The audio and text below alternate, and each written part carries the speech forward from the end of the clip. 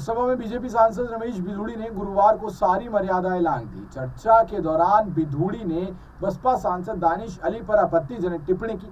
भाषा ऐसी कि ना तो हम आपको सुना सकते हैं और ना ही शब्दों में बता सकते हैं। आपको बता दें, बिधूड़ी के बयान ने विपक्षी दलों को हमले का मौका दे दिया है।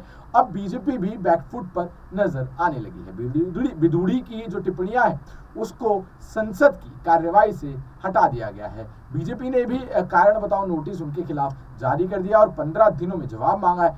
तो चलिए अब ऐसे मुद्दे पर आज की इस वीडियो में जानते हैं कि कौन है रमेश बिधूड़ी और दानिश अली। नमस्कार, आप देख रहे हैं NX9 न्यूज, मैं तुषार आपके साथ। बिधूड़ी दक्षिण दिल्ली से बीजेपी के सांसद हैं। सूत्रों के मुताबिक लोकसभा स्पीकर ओम बिरला ने मामले पर नाराजगी जताते हुए बिधूड़ी को चेतावनी दी है। हैरानी की बात यह भी है कि जिस वक्त रमेश बिधूड़ी शर्मनाक टिप्पणी कर रहे थे तब वहां बैठे कई नेता हंस रहे थे। दरअसल रमेश बिधूड़ी इस संसद के विशेष सत्र के चौथे दिन यानी गुरुवार को लोकसभा में चंद्रयान 3 की सफलता पर बोल रहे थे। तभी बीएसपी सांसद दानिश अली ने टिप्पणी की। इस पर रमेश बिधूड़ी इतना भड़क गए कि शब्दों की न्यूनतम मर्यादा तक भूल गए। दानिश अली को सदन में भीतर ही ये भला बुरा कहने लगे। बिधूड़ी के बयान के बाद इस बयान को देखकर यहां पर संसद में हंगामा मच गया और विवाद बढ़ता देखकर बयान पर रक्षा मंत्री राजनाथ सिंह ने भी खेद जताया। रमेश बिधूड़ी के विवादित बयान अक्सर सुर्खियों में रहते हैं। बिधूड़ी मूलतः दिल्ली के रहने वाले हैं और उन्होंने BCom LLB दिल्ली विश्वविद्यालय और चौधरी चरण सिंह विश्वविद्यालय से की है। राष्ट्रीय स्वयं सेवक संघ के सक्रिय सदस्य रहे हैं। उन्होंने अपने पॉलिटिकल करियर की शुरुआत अखिल भारतीय विद्यार्थी परिषद से जुड़कर की थी। उन्होंने दिल्ली बीजेपी में संगठन के लिए भी काम किया है। कई पदों पर जिम्मेदारी निभाई है। वो लगातार 3 बार दिल्ली के तुगलकाबाद से विधायक चुने जा चुके हैं। साल 2003 से 2014 तक 11 साल तुगलकाबाद का प्रतिनिधित्व उन्होंने किया है।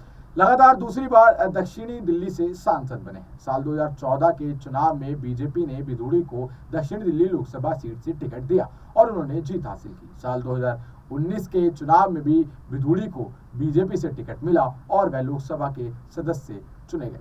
वर्तमान में बिधूड़ी पेट्रोलियम और प्राकृतिक गैस संबंधी स्थायी समिति के सभापति, परामर्शदात्री समिति के सदस्य हैं। आपको बता दें, लोकसभा के सामान्य प्रयोजनों संबंधी समिति के भी वो सदस्य हैं। बिधूड़ी सामाजिक कार्य में भी बढ़ चढ़कर हिस्सा लेते हैं और बुजुर्गों के खिलाफ स्वास्थ्य शिविर आयोजित कराते हैं। बिधूड़ी ने खुद को वकील, व्यापारी, किसान, सामाजिक कार्यकर्ता बताया हुआ है। वह एक स्टोन क्रशर का संचालन भी करते हैं। केजरीवाल को कह दिया था दुर्योधन। जी हाँ, चिड़ी के विवादित बयान भी चर्चा में रहते हैं। आपको बता दें कि हाल ही में उनका एक बयान काफी चर्चा में रहा था। बिधूड़ी ने दिल्ली में मुख्यमंत्री जो है अरविंद केजरीवाल, उनको दुर्योधन कह दिया था और उनके कद पर भी आपत्तिजनक टिप्पणी जताई थी।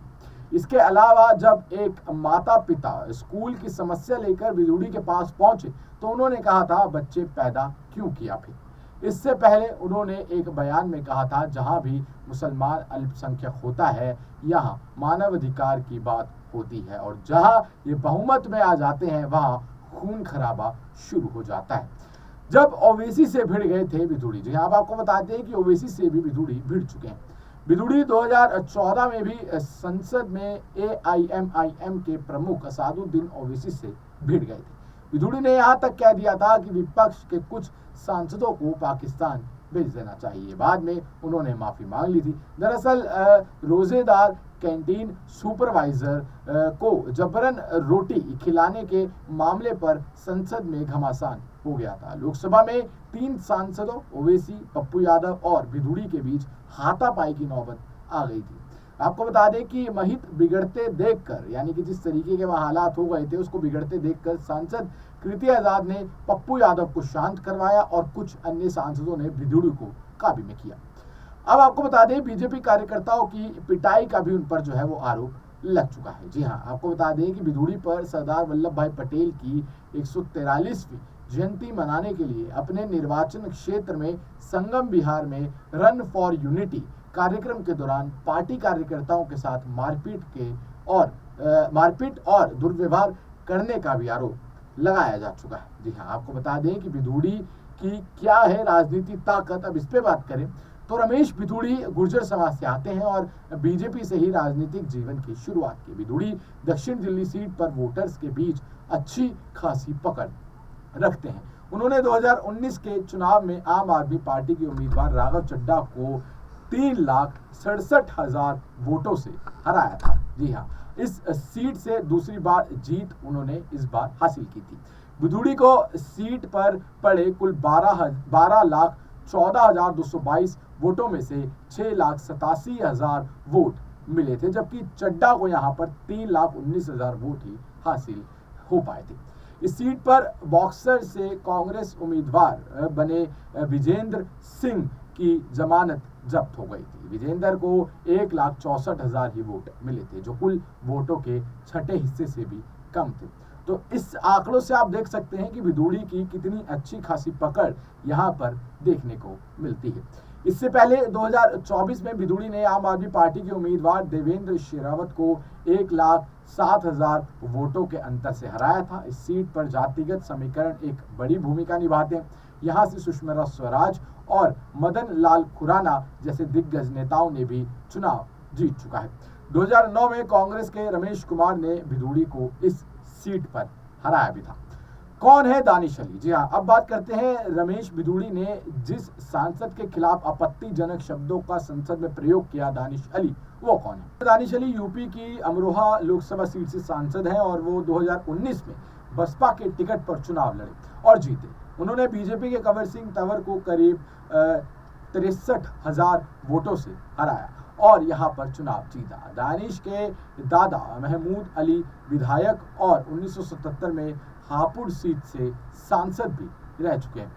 दिल्ली के जामिया से शिक्षा हासिल की है उन्होंने। आपको बता दें कि हापुड़ में जन्मे दानिश अली ने BSc ऑनर्स और MA की है। उन्होंने दिल्ली के जामिया मिलिया इस्लामिया विश्वविद्यालय से शिक्षण ग्रहण किया है। वह इस समय गृह मंत्रालय की परामर्शी समिति सदस्य में शामिल है, रक्षा संबंधी स्थायी समिति सदस्य और लोकसभा में सामान्य प्रयोजनों संबंधी समिति के भी सदस्य हैं। JDS से राजनीतिक जीवन की इन्होंने शुरुआत की थी। दानिश ने अपने राजनीतिक करियर की शुरुआत जनता दल के साथ शुरू किया। उन्होंने जनता दल के महासचिव के रूप में भी कार्य किया। वो युवा जनता दल के छात्र जनता दल के राष्ट्रीय अध्यक्ष भी रहे। उन्होंने जामिया मिलिया इस्लामिया विश्वविद्यालय की जमीन को कब्जा मुक्त कराने के लिए आंदोलन में भी हिस्सा लिया। दानिश 2019 के लोकसभा चुनाव से पहले बसपा में शामिल हो गए थे। उसके बाद बसपा ने अमरोहा से चुनाव लड़ने के लिए उन्हें टिकट दिया था, जिस पर वो जीत हासिल कर सांसद बन गए। अब दर्शकों, ये तो हमने आपको बता दिया कि रमेश भिदुड़ी के बारे में पूरा उनका जो भी कार्यकाल रहा है और जिस तरीके के वो बैकग्राउंड से आते हैं, और दानिश अली के बारे में पूरी पॉलिटिकल नॉलेज हमने आपको दी। लेकिन आपसे यहाँ पर मेरा सवाल ये रहने वाला है कि प्रधानमंत्री नरेंद्र मोदी जिस संसद को लोकतंत्र का मंदिर बोलते हैं, वहाँ उन्हीं की पार्टी का एक जो सांसद है वो इस तरह के शब्दों का इस्तेमाल करता है कि जो हम आपको सुना भी नहीं सकते और बता भी नहीं सकते। ऐसे शब्दों का इस्तेमाल करने पर उनके खिलाफ कोई सख्त एक्शन अभी तक नहीं लिया गया है, बजाय इसके कि उनको अभी तक सिर्फ कारण बताओ नोटिस जो है वो ही जारी किया गया है। जबकि संजय सिंह को लेकर यहाँ पर तुरंत सस्पेंड करने का जो ऑर्डर है वो दे दिया जाता है। राघव चड्ढा पर भी यही हमें जो प्रक्रिया है वो होती हुई दिखती है। अब ऐसे पे आप क्या सोचते हैं, आप क्या अपनी राय रखते हैं, नीचे कमेंट सेक्शन में जरूर बताएं और देखते रहें नेक्स्ट टाइम न्यूज़। धन्यवाद।